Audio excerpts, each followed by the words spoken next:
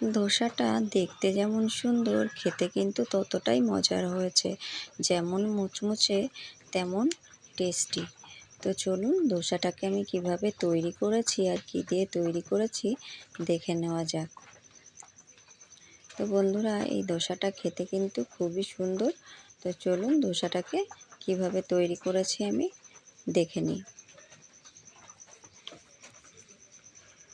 নমস্কার বন্ধুরা, সরস্বতী কুকিং চ্যানেলে আপনাদের সবার স্বাগত। দেখুন এখানে আমি নিয়ে নিয়েছি গোটা মুগ ডাল। অ্যাকচুয়ালি এই ডালটা দিয়ে কিন্তু তড়কা ডাল, মানে তড়কার যে ডালটা হয় সেই ডালটা, এই ডালটাকে আমি ভিজিয়ে রেখে দিয়েছিলাম অল্প কটা চাল দিয়ে। এই ডালটা দিয়ে সাধারণত আমরা তড়কা খেয়ে থাকি, তো আজকে আমি তৈরি করব ধোসা। তো দেখুন এই চাল ডালটাকে আমি ভালো করে ধুয়ে নিয়েছি, আর এটাকে আমি সারা রাত ভিজিয়ে রেখে দিয়েছিলাম মিক্সার ব্লেন্ডারে। এবার এটাকে আমি নিয়ে নেব। তো দেখুন এখানে আমি একটা মিক্সার ব্লেন্ডার নিয়ে নিয়েছি। এখন এর ভিতরে সমস্ত চাল ডালগুলোকে আমি নিয়ে নেব।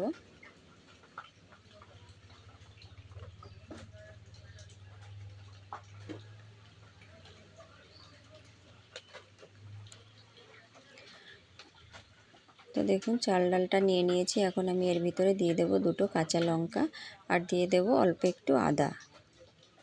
তো কাঁচা লঙ্কা আর আদাটাকে দিয়ে আমি এটাকে একটা পেস্ট তৈরি করে নেব। এর ভিতরে সামান্য জল দেবো, জল দিয়ে একটা পেস্ট তৈরি করব। দেখুন এই যে পেস্টটাকে তৈরি করে নিয়েছি, যে আমি একটা মিক্সিং বোলের ভিতর ঢেলে নিলাম।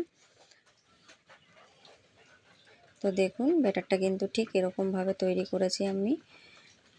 এর থেকে গাঢ় তৈরি করলে কিন্তু হবে না। তো দেখুন এর ভিতরে আমি দিয়ে দিলাম সামান্য একটু লবণ, আর দিয়ে দেবো সামান্য একটু হলুদ। আপনারা চাইলে এখানে অন্য অন্য মশলাও ব্যবহার করতে পারেন,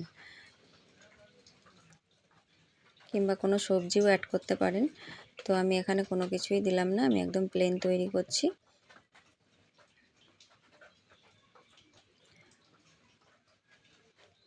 তো দেখুন আমি এখানে উনানে একটা ফ্রাই প্যান বসিয়ে দিয়েছি, আর ফ্রাই প্যানটা গরম হয়ে গেছে।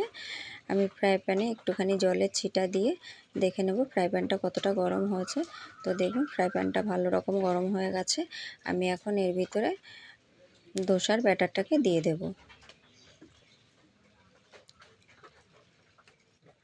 তো দেখুন এই যে ব্যাটারটাকে দিয়ে দিয়েছি। এবার আমি এই হাতাটার সাহায্যে চারিদিকে ছড়িয়ে দেব। তো এরকমভাবেই কিন্তু ধোসাটাকে তৈরি করে নিতে হবে, আর এটা কিন্তু ভীষণই মুচমুচে, ভীষণই টেস্টি তৈরি হবে।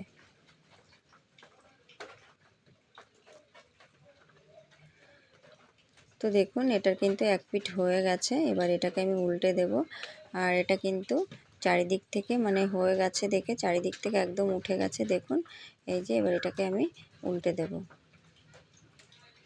এর উপর থেকে আমি একটু বাটার ব্রাশ করে দেব, বাটার লাগিয়ে দিয়ে তারপর আমি এটাকে উল্টে দেব।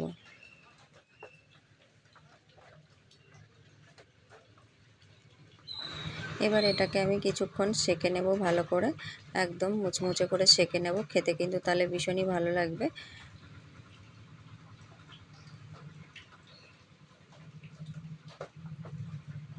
তো দেখুন এটাকে আমি আবার একটু উল্টে দেব।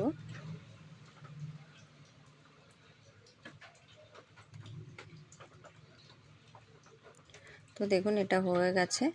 এটাকে আমি নামিয়ে নিয়েছি। সমস্তগুলো এরকমভাবে তৈরি করে নেব। তো দেখুন বন্ধুরা, আমি সমস্তগুলো তৈরি করে নিয়েছি, আর ভীষণই মুচমুচে তৈরি হয়েছে। আমি একটা আপনাদের দেখাচ্ছি যে কতটা মুচমুচে হয়েছে, আর এটা কিন্তু খুবই টেস্টি। তো অবশ্যই একবার বাড়িতে তৈরি করবেন, আর এটা নারকেলের চাটনির সাথে খেতে কিন্তু ভীষণই ভালো লাগে। তো দেখুন ভীষণ মুচমুচে তৈরি হয়েছে বন্ধুরা। তো অবশ্যই একবার এরকমভাবে তৈরি করবেন, আর রেসিপি ভালো লাগলে লাইক কমেন্ট শেয়ার করবেন, আর প্লিজ চ্যানেলটিকে সাবস্ক্রাইব করে আমার পাশে থাকবেন। ভালো থাকবেন, সুস্থ থাকবেন। অসংখ্য ধন্যবাদ। দেখুন কতটা সুন্দর তৈরি হয়েছে, আর ভীষণই টেস্টি হয়েছে বন্ধুরা, মানে খুবই ভালো হয়েছে।